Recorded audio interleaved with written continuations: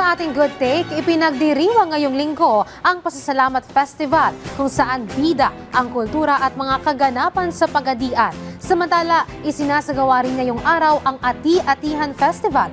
Ang detalye sa sentro ng balita ni Floyd Brents. Sa gabay ng patron ng lungsod ng Pagadian, ang Senior Santo Niño, ipinagdiriwang ng buong komunidad ang Pasasalamat 2025.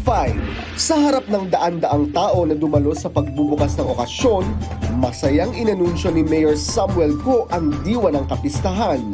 We celebrate this because we have to thank God for all the things, for all the gift that He has given to Pagadian City and to the people. Sumisimbolo ng tagumpay ng lungsod ang kapistahan. Bagay na lubos ipinagpapasalamat nila.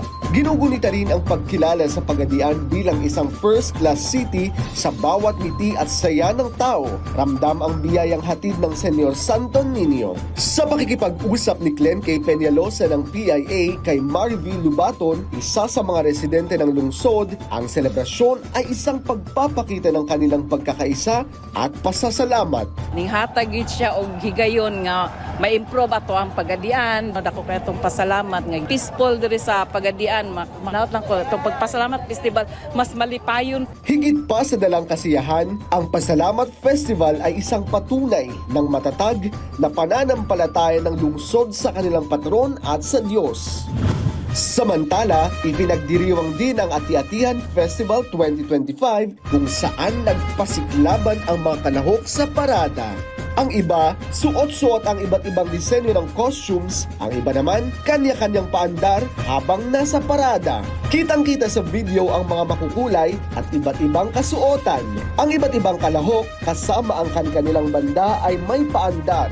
Ang ilan, sumasayaw habang isinasagawa ang parada. Ang ilan naman, ininawagayway ang kanilang mga banners. Ang ilan din naman, native look ang tema.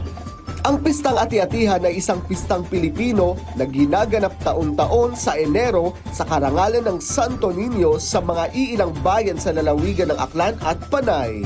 Nagaganap ang pinakamalaking pagdiriwang sa ikatlong linggo ng Enero sa bayan ng Kalibo, ang kabisera ng lalawigan. Floyd Brents para sa Pambansang TV sa Bagong Pilipinas.